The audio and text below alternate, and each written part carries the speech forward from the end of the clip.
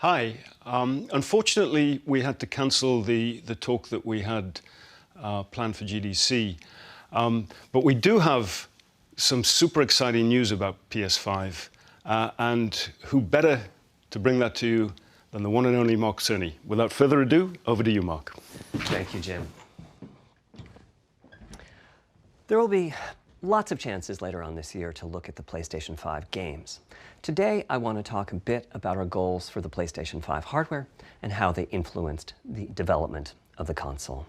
I think you all know I'm a big believer in console generations. Once every 5 or 6 or 7 years, a console arrives with substantially new capabilities. There's a lot of learning by the game developers, hopefully not too overwhelming, and soon there's games that could never have been created before. Now, it used to be that as a console designer, you'd somehow intuit what would be the best set of capabilities for the new console, and then build it in complete secrecy.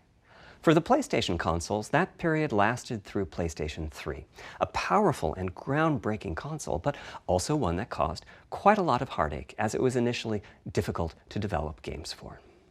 So, starting with PlayStation 4, we've taken a different approach, roughly centered around 3 principles. The first of these is listening to the developers, which is to say that a lot of what we put into a console derives directly from the needs and aspirations of the game creators. We definitely do have some ideas of our own, but at the core of our philosophy for designing consoles is that game players are here for the fantastic games. Which is to say that game creators matter. Anything we can do to make life easier for the game creators or help them realize their dreams, we will do.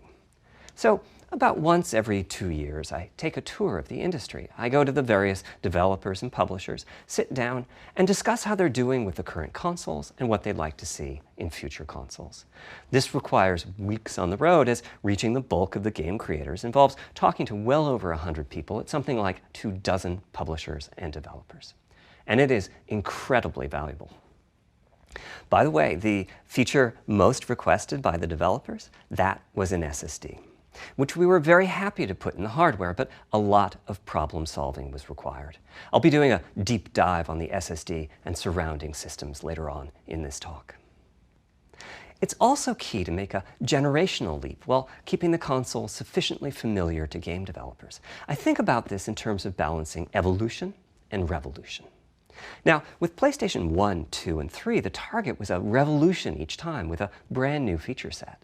That was great in many ways, but time for the developers to get up and running got longer with each console. In the past, I've called this time to triangle. Here's what I had for those 3 consoles. To be clear, I'm not talking about time to make a game. Developers will be ambitious, and it may take them 6 years or so to realize their vision. What I'm talking about is that dead time before graphics and other aspects of game development are up and running, and trying to minimize that. On the other hand, if we're trying to reduce that dead time to 0, that means the hardware architecture can't change at all. We're handcuffed. We need to judge for each feature what value it adds and whether it's worth the increase in developer time needed to support it. So with PlayStation 4, we were able to strike a pretty good balance between performance and familiarity. We got required learning back to PlayStation 1 levels. With PS5, the GPU was definitely the area we felt the most tension between adding new features and keeping a familiar programming model. Ultimately, I think we've ended up with something under a month of getting up to speed. That feels like we're striking about the right balance. I'll go into a bit more detail later today about our philosophy with the GPU and the specific feature set that resulted from it. It's also very important for us, as the hardware team, to find new dreams, by which I mean something other than CPU performance, GPU performance, and the amount of RAM. The increase in graphics performance over the past 2 decades has been astonishing, but there are other areas in which we can innovate and provide significant value to the game creators, and through them, the players. That's why the SSD was very much on our list of directions to explore, regardless of what came out of the conversations with game developers and publishers. The biggest feature in this category is the custom engine for audio. That's today's final topic. The push for vastly improved audio, and in particular 3D audio, isn't something that came out of the developer meetings. It's much more the case that we had a dream of what might be possible 5 years from now, and then worked out a number of steps we could take to set us on that path. So here again are the three principles, the first being enabling the desires of developers to drive the hardware design. To me, the SSD really is the key to the next generation. It's a game changer. And it was the #1 ask from developers for PlayStation 5. As in, we know it's probably impossible, but can you put an SSD in it? That was a discussion we were also having internally. It was clear that the presence of a hard drive in every PlayStation 4 was having a positive impact. A lot of things that would simply have been impossible at Blu-ray disc speeds were now possible. At the same time, though, in 2015 and 2016, when we were having these conversations, developers were already banging up against the limits of the hard drive, and a lot of developer time was being spent designing around slow load speeds. I want to focus in on just one number here, which is how long it takes to load a gigabyte of data from a hard drive. The difficulty being that hard drives are neither particularly fast nor flexible. If all your data is in one block, which is frankly not very likely, you can load 50 to 100 megabytes a second, depending on where the data is located on the hard drive. Let's assume it's on the outer edge, which means loading a gigabyte takes 10 seconds. If you compress your game packages, you can fit more data on the Blu-ray disc and also effectively boost your hard drive read speed by the compression ratio. We support zlib decompression on PlayStation 4 that gets you something like 50% more data on the disk and 50% higher effective read speed. Unfortunately, though, it's highly likely that your data is scattered around in various files on the hard drive, as well as sourced from multiple locations within those files. So lots of seeks are needed at 2 to 50-ish milliseconds each. My rule of thumb is that the hard drive is spending 2/3 of its time seeking and only 1/3 of its time actually loading data. Putting all of that together, a gigabyte is very roughly 20 seconds to load from a hard drive. Now, a gigabyte is not much data. Games are using 5 or 6 gigabytes of RAM on PlayStation 4, so boot times and load times can get pretty grim. Or to put that differently, as a player, you wait for the game to boot, wait for the game to load, wait for the level to reload every time you die, and you wait for what is euphemistically called fast travel. And all of that leads to the dream. What if we could have not just an SSD, but a blindingly fast SSD? If we could load 5 gigabytes a second from it, what would change? Now, SSDs are completely different from hard drives. They don't have seeks as such. If you have a 5 gigabyte a second SSD, you can read data from 1,000 different locations in that second, pretty much at speed. As for time to load a gigabyte, this is next gen we're talking about, so memory is bigger. Instead, we should be asking how long to load 2 gigabytes. And the answer is about 1/4 of a second. I mean, that's amazing. We're talking 2 orders of magnitude, meaning very roughly 100 times faster. Which means at 5 gigabytes a second for the SSD, the potential is that the game boots in a second. There are no load screens. The game just fades down while loading a half dozen gigabytes and fades back up again. Same for a reload. You're immediately back in the action after you die. And fast travel becomes so fast it's blink and you miss it. As game creators, we go from trying to distract the player from how long fast travel is taking, like those Spider-Man subway rides, to being so blindingly fast that we might even have to slow that transition down. Pretty cool, right? But for me, this is not the primary reason to change from a hard drive to an SSD. The primary reason for an ultra-fast SSD is that it gives the game designer freedom. Or to put that differently, with a hard drive, the 20 seconds that it takes to load a gigabyte can sabotage the game that the developer is trying to create. I think almost all of us in the room have experienced this, maybe in different ways. Say we're making an adventure game and we have 2 rich environments where we each want enough textures and models to fill memory, which you can do as long as you have a long staircase or elevator ride or a windy corridor where you can ditch the old assets and then take 30 seconds or so to load the new assets.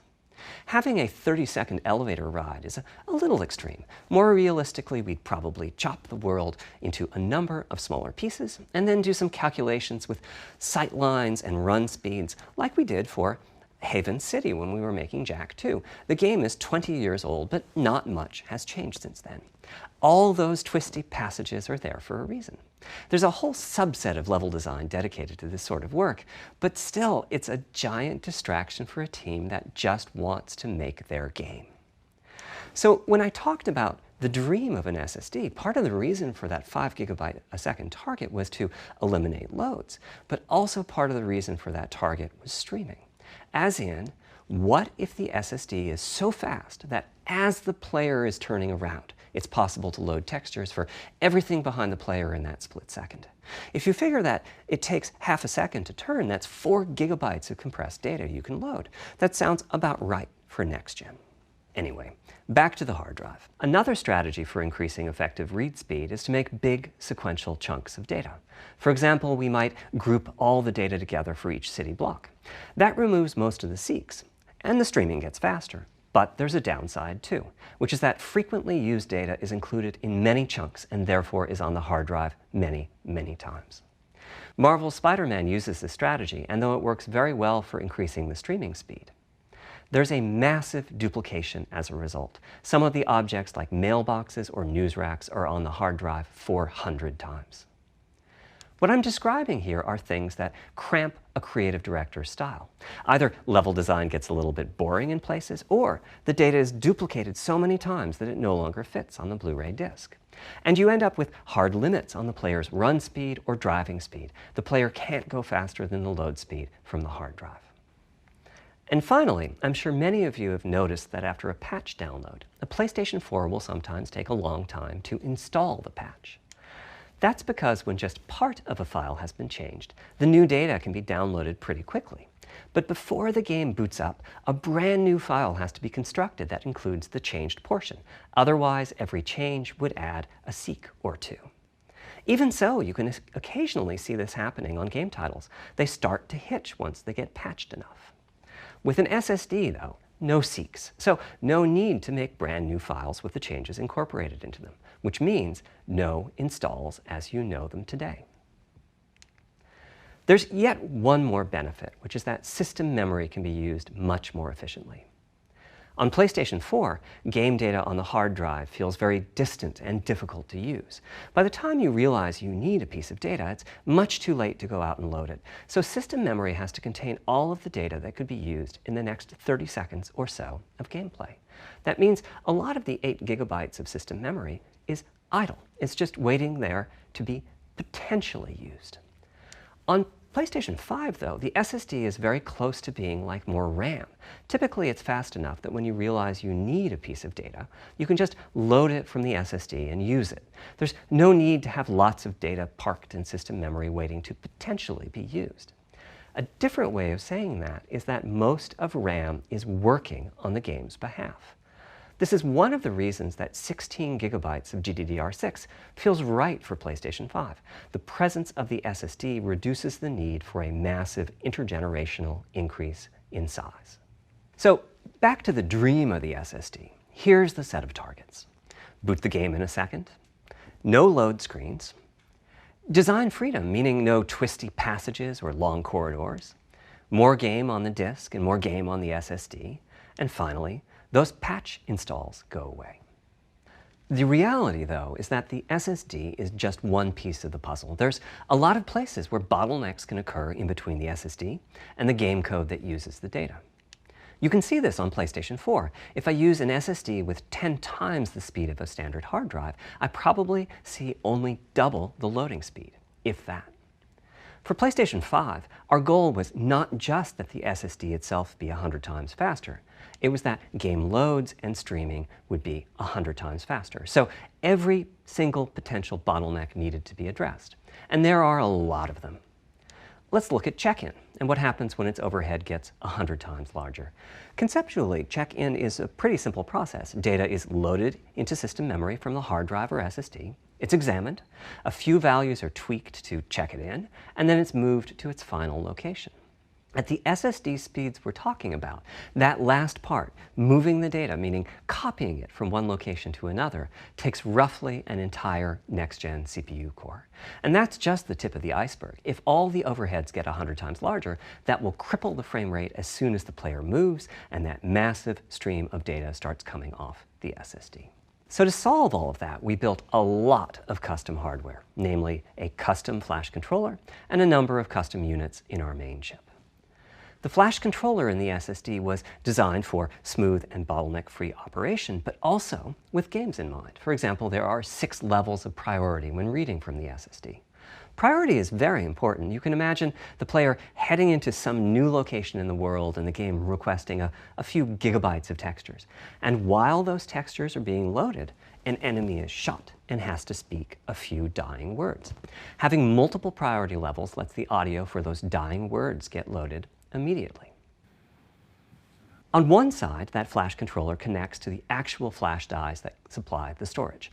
To reach our bandwidth target of 5 gigabytes a second, we ended up with a 12-channel interface. 8 channels wouldn't be enough. The resulting bandwidth we've achieved is actually 5.5 gigabytes a second. With a 12-channel interface, the most natural size that emerges for an SSD is 825 gigabytes. The key question for us was, is that enough? I mean, it's tempting to add more, but flash certainly doesn't come cheap, and we have a responsibility to our gaming audience to be cost-effective with regards to what we put in the console. Ultimately, we resolved this question by looking at the play patterns of a broad range of gamers. We examined the specific games that they were playing over the course of a weekend or a week or a month, and whether that set of games would fit properly on the SSD. We were able to establish that the friction caused by reinstalls or redownloads would be quite low, and so we locked in on that 825 gigabyte size, while also preparing multiple strategies so that those who want more storage can add it. I'll go through the details in a moment. Back to the flash controller. On the other side, it connects to our main custom chip via 4 lanes of Gen 4 PCIe. And inside the main custom chip is a pretty hefty unit dedicated to I/O. Before we talk about what that does, let's talk compression for a moment. PlayStation 4 used zlib as its compression format. We decided to use it again on PlayStation 5, but on my 2017 tour of developers, I learned about a new format called Kraken from Rad Game Tools. It's like zlib's smarter cousin. Simple, similar types of algorithms, but about 10% better compression, which is pretty big. That means 10% more game on the UHD Blu-ray disc or on the SSD. Kraken had only been out for a year, but it was already becoming a de facto industry standard. Half of the teams I talked to were either using it or getting ready to evaluate it. So we hustled and built a custom decompressor into the I/O unit, one capable of handling over 5 gigabytes of Kraken format input data a second. After decompression, that typically becomes 8 or 9 gigabytes, but the unit itself is capable of outputting as much as 22 gigabytes a second if the data happen to compress particularly well. By the way, in terms of performance, that custom decompressor equates to 9 of our Zen 2 cores. That's what it would take to decompress the Kraken stream with a conventional CPU. There's a lot more in the custom I/O unit, including a dedicated DMA controller. The game can direct exactly where it wants to send the data coming off of the SSD. This equates to another Zen 2 core or 2 in terms of its copy performance. Its primary purpose is to remove check-in as a bottleneck. There's 2 dedicated I/O coprocessors and a large RAM pool. These aren't Zen 2 cores. They're there principally to direct the variety of custom hardware around them. One of the coprocessors is dedicated to SSD I/O. This lets us bypass traditional file I/O and its bottlenecks when reading from the SSD. The other is responsible for memory mapping, which I know doesn't sound like anything related to the SSD, but a lot of developers map and remap memory as part of file I/O, and this too can become a bottleneck. There are coherency engines to assist the coprocessors. Coherency comes up a lot in places. Probably the biggest coherency issue is stale data in the GPU caches. Flushing all of the GPU caches whenever the SSD is read is an unattractive option. It could really hurt the GPU performance. So we've implemented a gentler way of doing things, where the coherency engines inform the GPU of the overwritten address ranges, and custom scrubbers in several dozen GPU caches do pinpoint evictions of just those address ranges. The best thing is, as a game developer, when you read from the SSD, you don't need to know any of this. You don't even need to know that your data is compressed. You just indicate what data you'd like to read from your original uncompressed file and where you'd like to put it, and the whole process of loading it happens invisibly to you and at very high speed. Back to the dream. Thanks to all of that surrounding hardware, our 5.5 gigabytes a second really should translate into something like 100 times faster I/O than PS4 and allow the dream of no load screens and super fast streaming to become a reality. Having said that, expandability of our SSD is going to be quite important. Flash is costly, and you may very well want to add storage to whatever we put in the console. Now, the kind of storage you need depends on how you're going to use it. If you have an extensive PlayStation 4 library and you'd like to take advantage of backwards compatibility to play those games on PlayStation 5, then a large external hard drive is ideal. You can leave your games on the hard drive and play them directly from there, thus saving the pricier SSD storage for your PlayStation 5 titles, or you can copy your active PlayStation 4 titles to the SSD. If your purpose in adding more storage is to play PlayStation 5 titles, though, ideally you would add to your SSD storage. We will be supporting certain M2 SSDs. These are internal drives that you can get on the open market and install in a bay in the PlayStation 5. As for which ones we support and when, I'll get to that in a moment. They connect through the custom I/O unit just like our SSD does, so they can take full advantage of the decompression, I/O coprocessors, and all the other features I was talking about. Here's the catch, though. That commercial drive has to be at least as fast as ours. Games that rely on the speed of our SSD need to work flawlessly with any M2 drive. When I gave the Wired interview last year, I said that the PlayStation 5 SSD was faster than anything available on PC. At the time, commercial M2 drives used PCIe 3.0, and 4 lanes of that cap out at 3.5 gigabytes a second. In other words, no PCIe 3.0 drive can hit the required spec. M2 drives with PCIe 4.0 are now out in the market. We're getting samples and seeing 4 or 5 gigabytes a second from them. By year's end, I expect there will be drives that saturate 4.0 and support 7 gigabytes a second. Having said that, we are comparing apples and oranges, though, because that commercial M2 drive will have its own architecture, its own flash controller, and so on. For example, the NVMe specification lays out a priority scheme for requests that the M2 drives can use. And that scheme is pretty nice, but it only has 2 true priority levels. Our drive supports 6. We can hook up a drive with only 2 priority levels, definitely, but our custom I/O unit has to arbitrate the extra priorities rather than the M2 drive's flash controller. And so the M2 drive needs a little extra speed to take care of issues arising from the different approach. That commercial drive also needs to physically fit inside of the bay we created in PlayStation 5 for M2 drives. Unlike internal hard drives, there's unfortunately no standard for the height of an M2 drive, and some M2 drives have giant heat sinks. In fact, some of them even have their own fans. Right now, we're getting M2 drive samples and benchmarking them in various ways. When games hit beta as they get ready for the PlayStation 5 launch at year-end, we'll also be doing some compatibility testing to make sure that the architecture of particular M2 drives isn't too foreign for the games to handle. Once we've done that compatibility testing, we should be able to start letting you know which drives will physically fit and which drive samples have benchmarked appropriately high in our testing. It would be great if that happened by launch, but it's likely to be a bit past it, so please hold off on getting that M2 drive until you hear from us. Okay, back to our principles. Balancing evolution and revolution is the second of them. This was definitely a recurring theme with the GPU. We need new GPU features and capabilities. If we only have more performance, it's not really a new generation of console. Of course, many of these capabilities result in more performance. That's part of why a PlayStation 5 teraflop is more powerful than a PlayStation 4 teraflop. But we aren't just looking for the performance. We also need the ability to do something with the GPU that could not have been done before.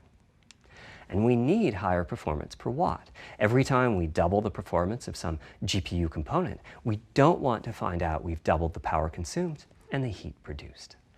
But at the same time, we have to make sure the GPU can run PS4 games, and we have to ensure that the architecture is easy for the developers to adopt.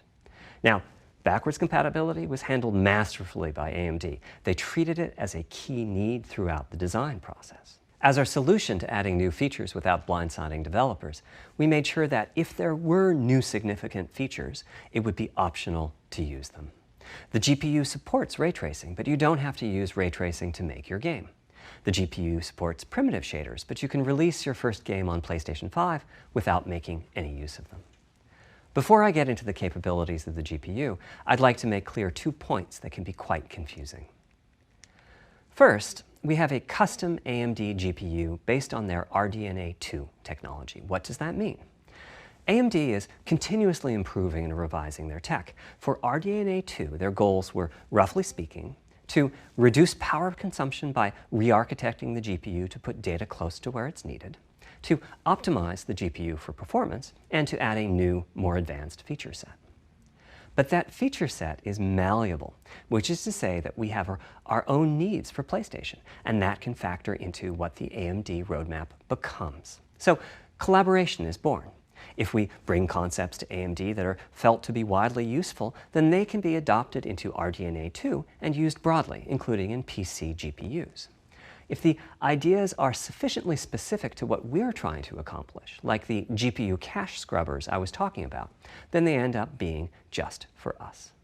If you see a similar discrete GPU available as a PC card at roughly the same time as we release our console, that means our collaboration with AMD succeeded in producing technology useful in both worlds. It doesn't mean that we as Sony simply incorporated the PC part into our console. This continuous improvement in AMD technology means it's dangerous to rely on teraflops as an absolute indicator of performance, and CU count should be avoided as well. In the case of CPUs, we all understand this. The PlayStation 4 and PlayStation 5 each have 8 CPUs, but we never think that meant the capabilities and performance are equal. It's the same for CUs. For one thing, they've been getting much larger over time. Adding new features means adding lots of transistors. In fact, the transistor count for a PlayStation 5 CU is 62% larger than the transistor count for a PlayStation 4 CU. Second, the PlayStation 5 GPU is backwards compatible with PlayStation 4. What does that mean? One way you can achieve backwards compatibility is to put the previous console's chipset in the new console, like we did with some PlayStation 3s, but that's of course extremely expensive. A better way is to incorporate any differences in the previous console's logic into the new console's custom chips, meaning that even as the technology evolves, the logic and feature set that PlayStation 4 and PlayStation 4 Pro titles rely on is still available in backwards compatibility modes. One advantage of this strategy is that once backwards compatibility is in the console, it's in. It's not as if a cost down will remove backwards compatibility like it did on PlayStation 3. Achieving this unification of functionality took years of efforts by AMD, as any roadmap advancement creates a potential divergence in logic. Running PS4 and PS4 titles at boosted frequencies has also added complexity. The boost is truly massive this time around, and some game code just can't handle it. Testing has to be done on a title-by-title basis. Results are excellent, though. We recently took a look at the top 100 PlayStation 4 titles as ranked by playtime, and we're expecting almost all of them to be playable at launch on PlayStation 5. With regards to new features, as I said, our strategy was to try to break new ground, but at the same time not to require use of the new GPU capabilities. For more than a decade, GPUs have imposed a restriction on game engines. Software handles vertex processing, but for the most part, dedicated hardware is responsible for the triangles and other geometry that the vertices form. That means it's not possible to do even basic optimizations, such as aborting processing of a vertex if all geometry that uses it is off-screen. PlayStation 5 has a new unit called the Geometry Engine, which brings handling of triangles and other primitives under full programmatic control. As a game developer, you're free to ignore its existence and use the PlayStation 5 GPU as if it were no more capable than the PS4 GPU, or you can use this new intelligence in various ways. Simple usage could be performance optimization, such as removing backfaced or off-screen vertices and triangles. More complex usage involves something called primitive shaders, which allow the game to synthesize geometry on the fly as it's being rendered. It's a brand new capability. Using primitive shaders on PlayStation 5 will allow for a broad variety of techniques, including smoothly varying level of detail, addition of procedural detail to close-up objects, and improvements to particle effects and other visual special effects. Another major new feature of our custom RDNA 2-based GPU is ray tracing, using the same strategy as AMD's upcoming PC GPUs. The CUs contain a new specialized unit called the intersection engine, which can calculate the intersection of rays with boxes and triangles. To use the intersection engine, first you build what is called an acceleration structure. It's data in RAM that contains all of your geometry. There's a specific set of formats you can use. They're variations on the same BVH concept. Then, in your shader program, you use a new instruction that asks the intersection engine to check a ray against the BVH. While the intersection engine is processing the requested ray triangle or ray box intersections, the shaders are free to do other work. Having said that, the ray tracing instruction is pretty memory intensive, so it's a good mix with logic-heavy code.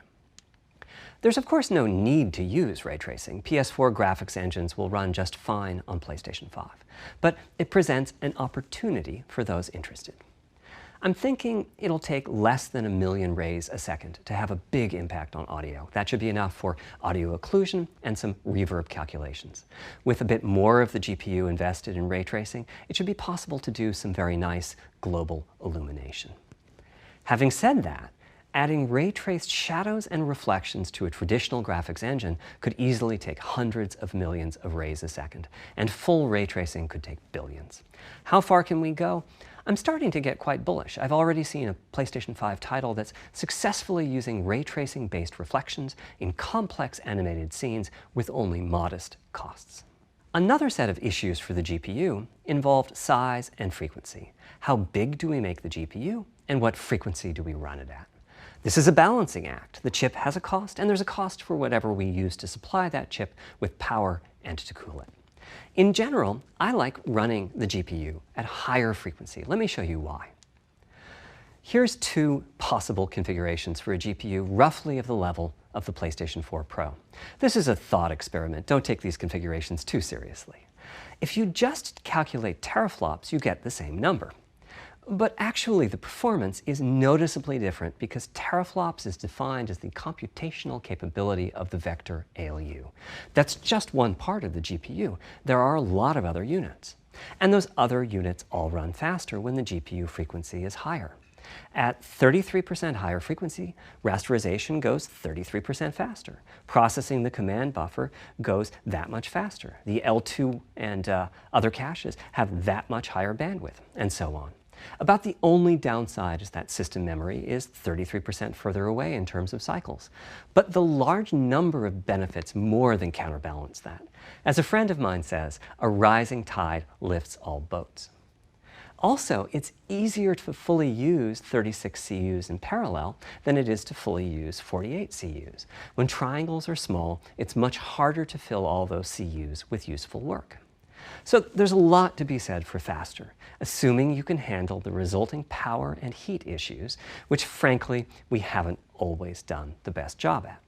Part of the reason for that is, historically, our process for setting CPU and GPU frequencies has relied on some heavy-duty guesswork with regards to how much electrical power games will consume and how much heat will be produced as a result inside of the console. Power consumption varies a lot from game to game. When I play God of War on my PS4 Pro, I know the power consumption is high just by the fan noise. But power isn't simply about engine quality. It's about the minutiae of what's being displayed and how.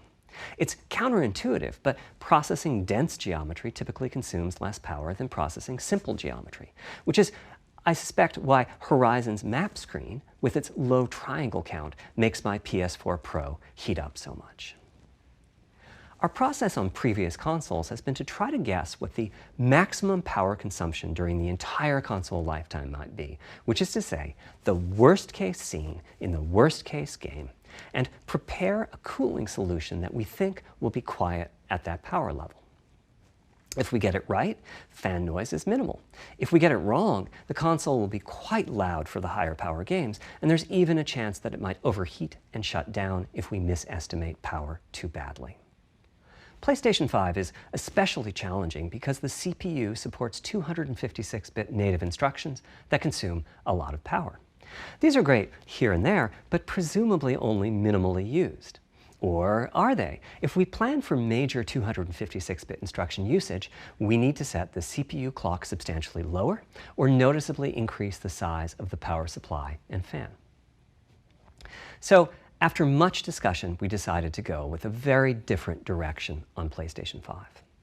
We built a GPU with 36 CUs. Mind you, RDNA 2 CUs are large. Each has 62% more transistors than the CUs we were using on PlayStation 4. So if we compare transistor counts, 36 RDNA 2 CUs equates to roughly 58 PlayStation 4 CUs. It is a fairly sizable GPU. Then we went with a variable frequency strategy for PlayStation 5, which is to say we continuously run the GPU and CPU in boost mode. We supply a generous amount of electrical power and then increase the frequency of GPU and CPU until they reach the capabilities of the system's cooling solution. It's a completely different paradigm. Rather than running at constant frequency and letting power vary based on the workload, we run at essentially constant power and let the frequency vary based on the workload. We then tackled the engineering challenge of a cost-effective and high-performance cooling solution designed for that specific power level. In some ways, it becomes a simpler problem because there are no more unknowns. There's no need to guess what power consumption the worst-case game might have. As for the details of the cooling solution, we're saving them for our teardown. I think you'll be quite happy with what the engineering team came up with. So, how fast can we run the GPU and CPU with this strategy? The simplest approach would be to look at the actual temperature of the silicon die and throttle the frequency on that basis. But that won't work. It fails to create a consistent PlayStation 5 experience. It wouldn't do to run a console slower simply because it was in a hot room. So rather than look at the actual temperature of the silicon die, we look at the activities that the GPU and CPU are performing and set the frequencies on that basis, which makes everything deterministic and repeatable. While we're at it, we also use AMD's SmartShift technology and send any unused power from the CPU to the GPU so it can squeeze out a few more pixels. The benefits of this strategy are quite large. Running a GPU at 2 GHz was looking like an unreachable target with the old fixed frequency strategy. With this new paradigm, we're able to run way over that. In fact, we have to cap the GPU frequency at 2.23 GHz so that we can guarantee that the on-chip logic operates properly. 36 CUs at 2.23 GHz is 10.3 teraflops, and we expect the GPU to spend most of its time at or close to that frequency and performance.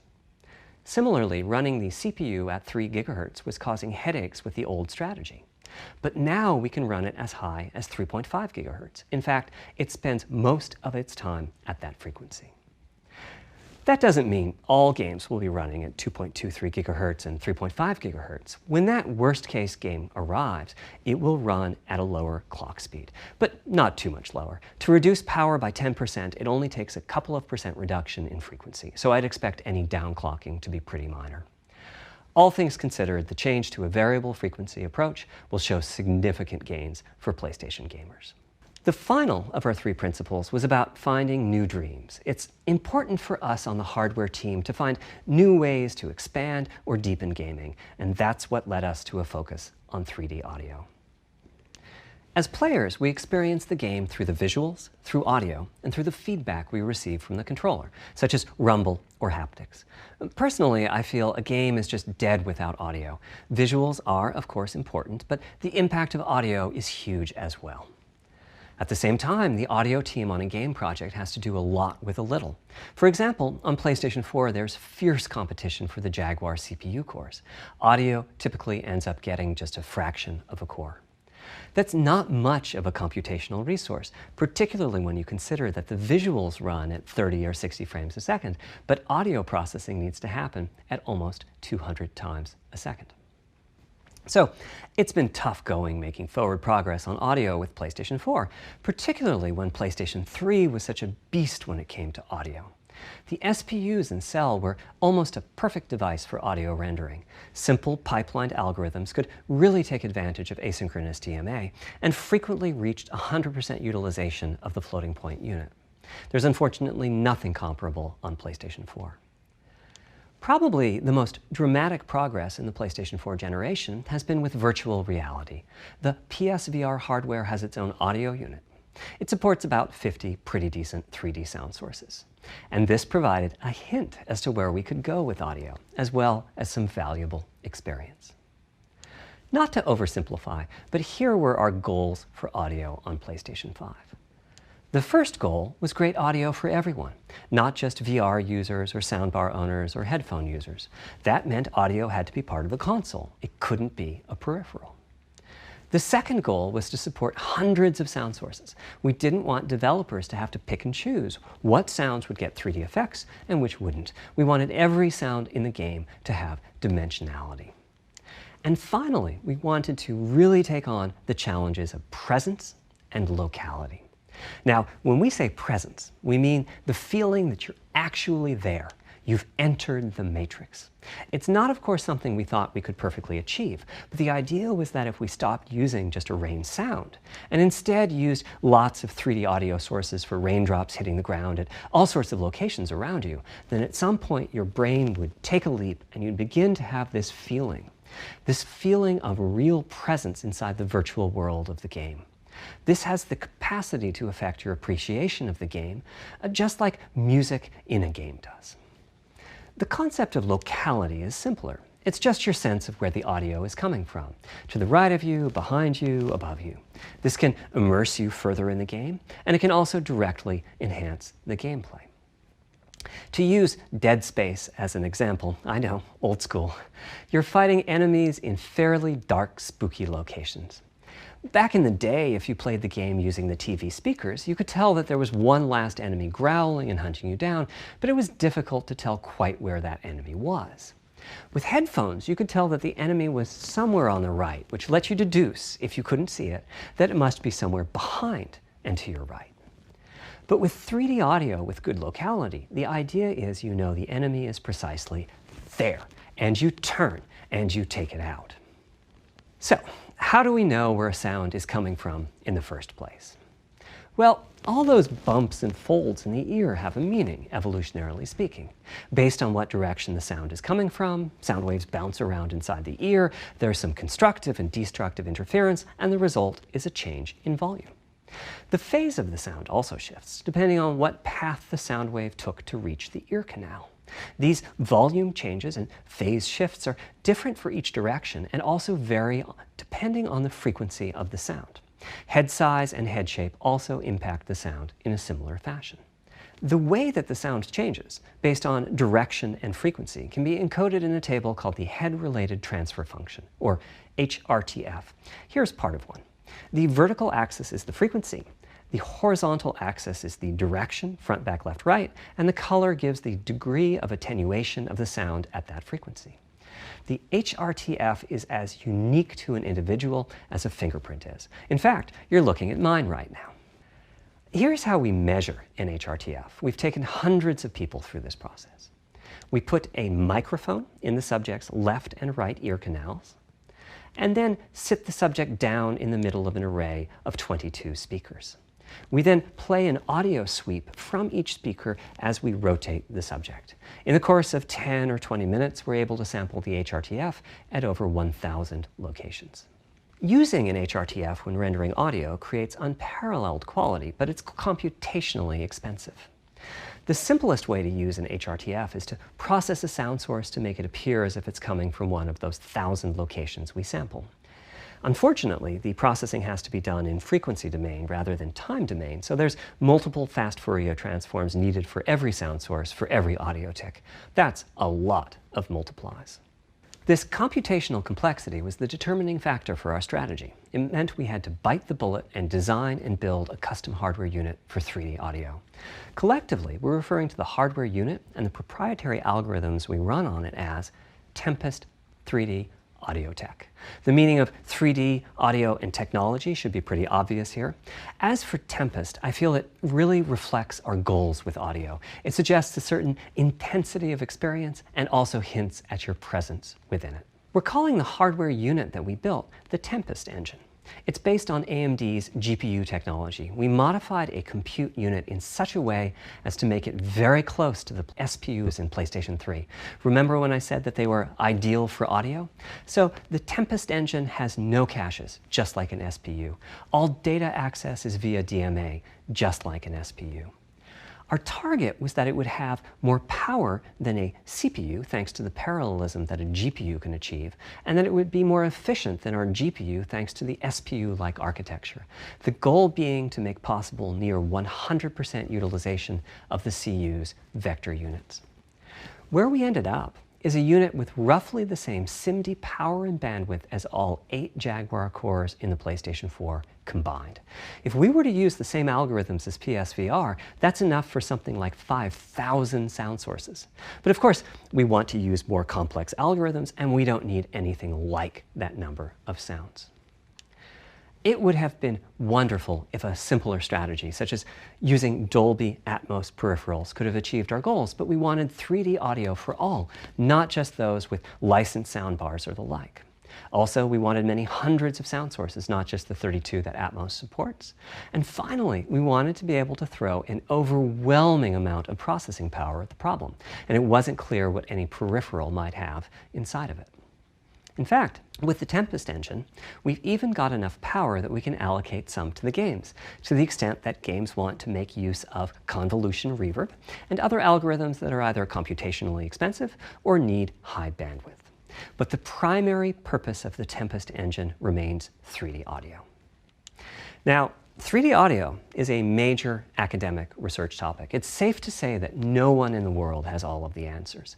And the set of algorithms that has to be invented, tuned, or implemented to realize our vision for 3D audio is immense. For example, use of HRTFs in games is quite complex. Before, I talked about making a sound source appear as if it's coming from one of those 1,000 HRTF sample locations. But for high-quality 3D game audio, we have to handle other possibilities. The sound source might not be at one of the 1,000 HRTF sample locations, so we have to blend the HRTF data from the closest locations that we have sampled. The sound source might be moving, which needs very special handling as that blend keeps changing, and that can cause phase artifacts in the resulting audio. Or the sound source might have a size to it, meaning it should feel as if it's coming from an area rather than a single point. There's also whole categories of approaches to be handled. 3D audio can be implemented using individual processing of 3D sound sources. But alternatively, ambisonics can be used for 3D audio. Ambisonics being somewhat like the spherical harmonics used in computer graphics. And finally, there's audio devices. The player might be using headphones or TV speakers or have a higher-end surround sound setup with 6 or more speakers, all of which need different approaches. That's a lot of variations. It's nice to have the computational resources of the Tempest engine, but it's clear that achieving our ultimate goals with 3D audio is going to be a multi-year, step-by-step process. Having said that, headphone audio implementation is largely complete at this time. It was a natural place for us to start. With headphones, we control exactly what each ear hears, and therefore the algorithmic development and implementation are more straightforward. For TV speakers and stereo speakers, we're in the process of implementing virtual surround sound. The idea being that if you're sitting in a sweet spot in front of the TV, then the sound can be made to feel as if it's coming from any direction, even behind you. Virtual surround sound has a lot in common with 3D audio on headphones, but it's more complex because the left ear can hear the right speaker and vice versa. We have a basic implementation of virtual surround sound up and running. We're now looking at increasing the size of that sweet spot which is to say, making the area you need to be in to feel the 3D effect larger, and we're also working to boost the sense of locality. Headphone audio is the current gold standard for 3D audio on PlayStation 5, but we're going to see what we can do to bring virtual surround sound to a similar level, after which we'll start in on setups with more speakers, such as 6-channel surround sound. It's now to the point where some of the PlayStation 5 games in development are extensively using these systems. One of the game demos allows you to toggle between conventional PlayStation 4 style stereo audio and our new 3D audio. I listened with just an ordinary pair of over-the-ear headphones, and wow, I could feel a difference. 3D audio has that dimensional feel to it. Conventional stereo audio feels smashed flat by comparison. The improvement is obvious. So, a big advancement, but have I entered the matrix? Does my brain believe I'm really there, like I was talking about earlier when I explained our target of presence? Well, the answer is no, but you've probably caught on to what's missing here, namely whose HRTF was being used. It wasn't mine, it was the default HRTF. The audio team analyzed the hundreds that they measured and chose the one they felt was the closest fit to the total game-playing audience. This shows a piece of the default HRTF on the left and my HRTF on the right. You can see that the general features are much the same, but the details are quite different. With the default HRTF, as I said, the 3D audio sounds pretty great. When I use my HRTF, though, the audio reaches a higher level of realism, which is to say that when using headphones and my HRTF, I occasionally get fooled and even think a sound is coming from the real world when it's actually coming from the game. A corollary to this is that there are a few people whose HRTFs are sufficiently far from the default HRTF, that's the red dot here, that they can toggle between PS4 style and PS5 style audio and not sense much difference. I've had a few people describe the PlayStation 5's 3D audio as sounding like a bit better stereo audio. Presumably they're the ones at the very edges of this diagram. Which means what HRTF you're using is key.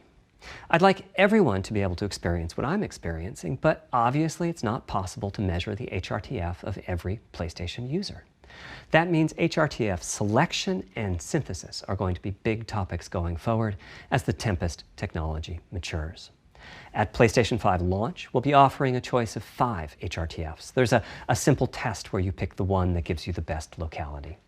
That's just the first step, though. This is an open-ended research topic. Maybe you'll be sending us a photo of your ear, and we'll choose a neural network to pick the closest HRTF in our library. Maybe you'll be sending us a video of your ears and your head, and we'll make a 3D model of them and synthesize the HRTF. Maybe you'll play an audio game to tune your HRTF. We'll be subtly changing it as you play and home in on the HRTF that gives you the highest score, meaning that it matches you the best. This is a journey we'll all be taking together over the next few years. Ultimately, we're committing to enabling everyone to experience that next level of realism. Hopefully, I've been able to illustrate a bit about our design and decision-making process today and why PlayStation 5 has the feature set that it does. Now comes the fun part. We get to see how the development community takes advantage of that feature set. I'm hoping for the completely unexpected. Will it come from audio, ray tracing, the capabilities of the SSD, or something else? I guess we'll find out soon enough. Thank you for your time today.